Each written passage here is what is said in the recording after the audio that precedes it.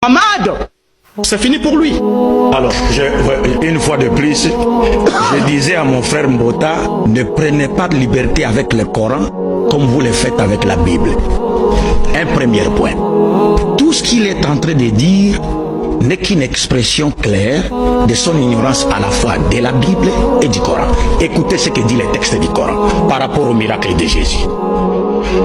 Coran chapitre 3, verset 49 jusqu'à 50.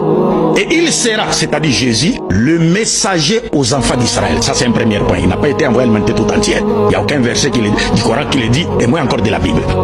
Il dit, en vérité, je viens à vous avec un signe de la part de votre Seigneur. Pour vous, je forme de la glaise comme la figure d'un oiseau. Puis, je souffle dedans. Et par la permission d'Allah, Monsieur Mbota, suivez très bien. Par la permission d'Allah, cela devient un oiseau. C'est pas par le pouvoir de Jésus, c'est pas par la permission de Jésus, mais par la permission de qui? De Dieu. Et Jésus disait, tout pouvoir m'a été donné par mon Père. Les miracles qu'il les faisait, comme le dit et même les apôtres dans Actes des Apôtres chapitre 2, les miracles il les faisait par la permission de Dieu, par le pouvoir de Dieu. Jésus n'a pas le pouvoir de faire les miracles, il est fait par la permission de Dieu, comme Moïse l'a fait par la permission de Dieu, comme Élie et les autres prophètes l'ont fait par la permission de Dieu. Ça c'est le premier point. Deuxième point, M. Mbota, quand vous parlez du retour de Jésus, je vous ai très bien dit, vous lisez un hadith, mais vous omettez une grande partie de l'hadith. Mais qui vous dit en islam que Jésus ne reviendra pas? Mais le problème c'est, que reviendra-t-il faire? Mais tu as lu dans ce hadith que Jésus viendra pour briser la croix. Or la croix est l'expression séculière de l'église chrétienne. C'est-à-dire Jésus viendra pour nier, dénoncer, détruire, montrer que le christianisme n'est pas sa religion. Déjà dans la Bible, Matthieu chapitre 7 verset 21-22, Jésus dit, plusieurs me diront au dernier jour, n'avons-nous pas fait des miracles à ton nom? N'avons-nous pas guéri les gens en ton nom? N'avons-nous pas prophétisé en ton nom? Jésus leur dira, sortez, je ne vous ai jamais connu, vous qui commettez l'iniquité. Qui faisait des miracles au nom de Jésus? Les musulmans. Qui prétendait guérir au nom de Jésus? Les musulmans. Ce sont les chrétiens. Qui seront chassés par Jésus au dernier jour? Ce sont les chrétiens. Ça c'est un deuxième point. Troisième point. Alors c'est pourquoi le même hadith, M. Mbota, vous dit quand Jésus reviendra, il apparaîtra. Pour juger quoi?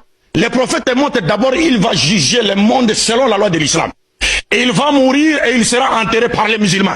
Et il va prier derrière l'imam Mahdi. C'est ce que les prophètes disent. Mais vous ne voulez pas les citer. Et Jésus viendra. C'est comme Obama, lorsqu'il y a eu le congrès des démocrates. Obama était président, mais Bill Clinton est venu soutenir Obama.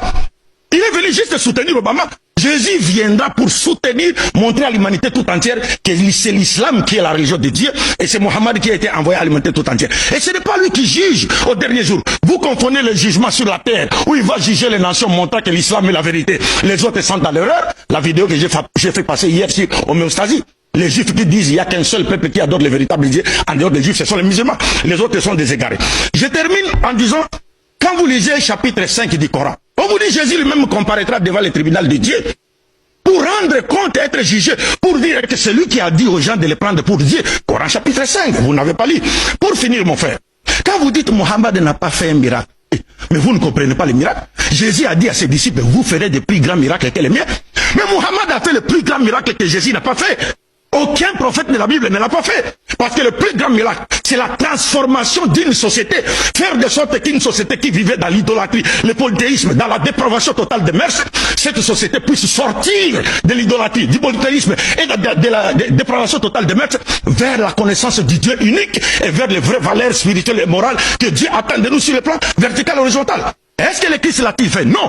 Mohammed a transformé sa société dès son vivant. Aucun prophète de la Bible, y compris Jésus, ne l'a fait dans la Bible. Si c'est le Mohammed. Voilà les plus grands miracles. C'est pas les petits miracles de ressusciter, guérir. Où sont les gens que Jésus a ressuscités aujourd'hui? Où sont-ils? Mais voilà, le pays de Mohammed est là, régi par les enseignements de Mohammed. Montrez-moi un seul pays qui est régi aujourd'hui par les enseignements de Jésus.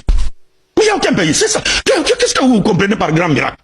Ce sont des petits miracles que certains prétendent faire dans les églises en faisant tomber les gens. Ils pensent que ça c'est un miracle. Non, voyez comment nos sociétés vivent dans la dépravation totale des mœurs. Mais si les gens avaient accepté l'islam aujourd'hui, Congo aujourd'hui se serait transformé moralement.